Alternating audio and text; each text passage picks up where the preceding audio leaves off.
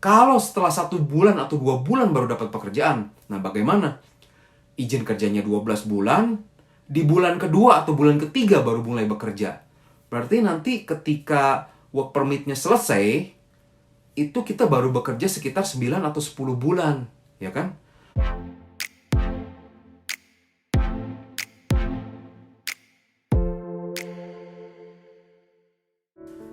Halo guys, ketemu lagi nih dengan gua Darwin dalam channel pribadi gua Opini Darwin.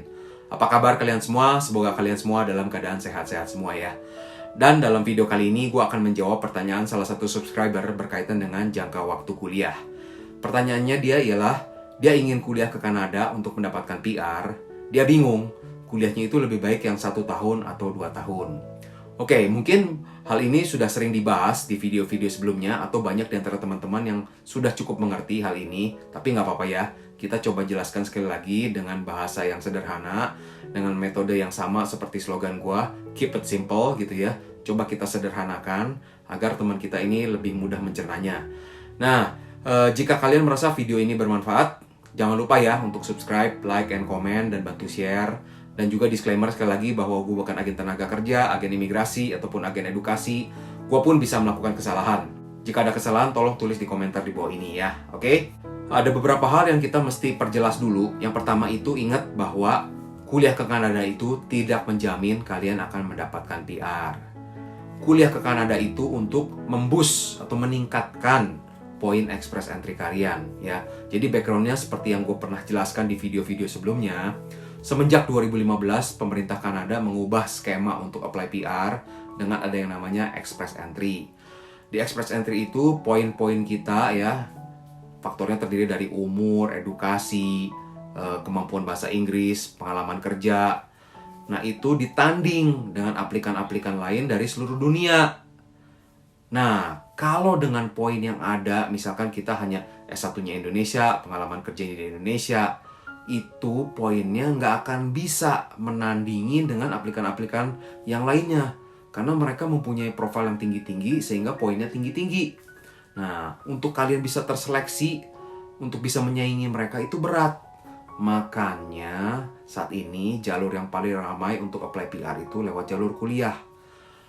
Dengan kalian kuliah ke Kanada akan meningkatkan poin kalian karena apa? Kalian mempunyai certificate atau degree dari Canadian University atau college.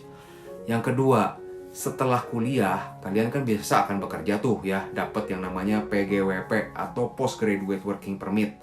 Nah, kalian bekerja setahun itu udah akan menambah poin lagi karena kalian mempunyai Canadian Experience. Nah, untuk Express Entry-nya pun kalian nanti apply-nya bukan yang namanya Federal Skill Worker lagi karena sudah mempunyai pengalaman kerja 1 tahun di antara 3 tahun terakhir. Jadi kalian akan apply-nya di bawah jalur yang namanya Canadian Experience Class gitu ya. Jadi kurang lebih seperti itu gambarannya guys ya. Ingat bahwa kuliah ke Kanada itu tidak menjamin kalian akan mendapatkan PR. Jadi itu yang kalian harus camkan dulu. Lalu yang kedua, ingat bahwa ketika kalian dalam pemilihan kampus itu kalian harus sangat hati-hati. Kenapa? Nggak semua kampus setelah lulusnya nanti akan mendapatkan Postgraduate Working Permit. Ada beberapa kampus yang tidak bisa memberikan hal itu. Nah, makanya harus dipastikan bahwa kampus yang kalian pilih itu kampus yang masuk dalam DLI. Ya, DLI singkatan apa? Coba Google ya, gue kasih PR. Tulis di bawah komentar ini. Apa sih singkatan dari DLI itu ya? Nah, ini menjadi PR buat kalian nih, karena kalian harus rajin research juga ya. Googling lah ya guys ya. Oke. Nah, pastikan bahwa kampus kalian itu eligible untuk PGWP dan masuk dalam daftar DLI itu. Jika kampus kalian itu eligible dan terdaftar dalam DLI, maka kalian akan secure. Seenggaknya apa? Bahwa setelah kalian lulus kuliah, kalian akan mendapatkan Open Work Permit atau izin kerja untuk bekerja di Kanada ya. Nah, poin berikutnya, ini yang akan menjawab pertanyaannya. Berkaitan dengan kuliahnya yang 1 atau 2 tahun lebih baiknya. Nah, pemerintah Kanada ini memang rada lucu ya dalam memberikan work permitnya setelah lulus kuliah. Kenapa? Kalau misalkan kuliahnya yang 1 tahun, maka kalian akan mendapat izin kerjanya, open work permitnya itu 1 tahun guys. Tapi, kalau kalian kuliahnya yang 2 tahun programnya, kalian akan mendapatkan izin kerja atau postgraduate working permit-nya itu 3 tahun. Lucu ya? Makanya kalau menurut gua, kuliahnya itu lebih baik pilih yang 2 tahun sekaligus kalau memang mempunyai dana yang cukup ya. Kuliah yang 2 tahun. Kenapa? Gua akan coba jabarkan ya. Jadi begini guys. Akan lebih secure jika mendapatkan izin kerja 3 tahun setelah lulus kuliah. Kenapa? Pertama, ketika setelah lulus kuliah, emang kita sudah dijamin kita akan mendapatkan pekerjaan.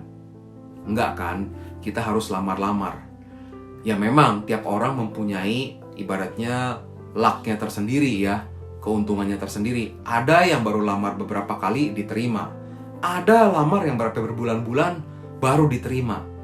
Nah, kalau kalian hanya kuliah yang 1 tahun, lalu kalian dapat izin kerjanya itu kan cuma 1 tahun juga.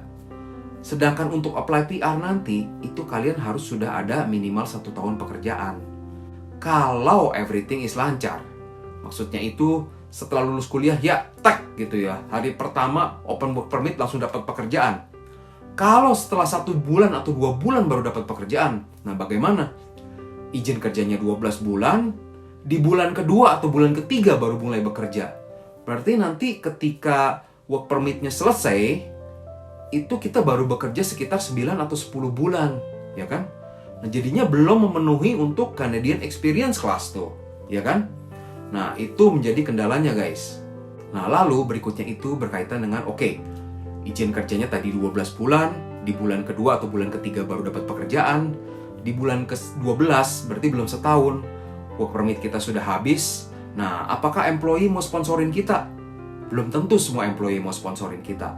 Nah, untuk beberapa profesi itu diwajibkan company-nya harus mensponsori dengan jalur LMIA. Nah, LMIA ini perizinan khusus, di mana company-nya itu juga harus bayar ya ke Departemen Tenaga Kerja di sini. Nah, jadi belum tentu semua company mau rela membayar uang ribuan dolar untuk mensponsorin kita, guys. Nah, jadinya bisa jadi ya udah setelah 12 bulan open work permit pulang deh jadinya.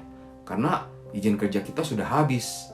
Nah, jadinya belum sampai setahun ke pengalaman kerjanya udah harus pulang, jadinya nggak bisa apply Canadian Experience Class lagi ya. Jadinya malah kuliahnya bisa sia-sia loh guys ya. Nah, beda kan kalau dengan kuliahnya itu yang 2 tahun. Setelah kuliah 2 tahun dapat PGWP 3 tahun. Nah, dalam PGWP 3 tahun itu kan berarti ada napas. Oke, seenggaknya baru dapat pekerjaan 2 atau 3 bulan setelah lulus. Ya masih panjang, masih ada 2 tahun 8 bulan atau 2 tahun 9 bulan lagi untuk bekerja, ya kan? Nah, jadi misalkan di bulan ketiga baru dapat pekerjaan ya. Lalu setelah setahun berarti kan di bulan ke-14 baru apply PR dengan Canadian Experience Class itu. Jadinya masih banyak waktu, kita masih bisa stay di Kanada beberapa tahun lagi kan. Ya nggak? Jadinya menurut gua lebih baik untuk kuliahnya yang 2 tahun. Nah, jadi kurang lebih seperti itu guys. Alasannya kenapa gua suggest kalian lebih baik kuliahnya yang 2 tahun. Walaupun memang gua ngerti kondisi keuangan tiap orang tentu saja akan berbeda-beda ya. Ada yang lihatnya, waduh kalau kuliah 2 tahun biayanya kurang lebih sekian nih. Sedangkan kalau setahun saja sekian. Lebih baik kuliahnya yang setahun aja deh gitu ya. Si penanya ini sudah mempunyai pasangan, tapi pasangannya ini belum punya anak gitu ya. Nggak ada salahnya datang berdua, suami istri, suaminya kerja dan kuliah gitu, dan istrinya kerja full time. Itu sih bisa untuk mencukupi biaya hidup. Nah, jadi pertimbangannya hanya untuk ya udah pikirin deh untuk biaya kuliahnya untuk 2 tahun itu. Nah, itu bisa menjadi salah satu alternatifnya guys ya. Ataupun jika kalian kadang-kadang pengen prefernya kuliahnya setahun karena memang kuliahnya malas-malesan gitu kalau 2 tahun capek. Wah, kalau untuk yang hal ini menurut gue ya udahlah tahan-tahanin lah kuliah dulu yang rajin 2 tahun gitu ya. Walaupun memang gue tahu sih kadang-kadang kalau udah umur 35-an ke atas tuh kadang-kadang mau mikir juga udah beda ya dengan kalau ketika di umur 20 kita masih tokcer gitu otaknya. Tapi yang apa-apa lah, namanya demi mau mengejar PR ya udah sikat aja ya, belajar dengan sungguh-sungguh ya guys ya. Oke deh kalau gitu, semoga videonya menjawab ya pertanyaannya ya. Dan sekali lagi jangan lupa untuk subscribe, like, and comment, dan bantu share. Sampai jumpa di video berikutnya ya. Bye!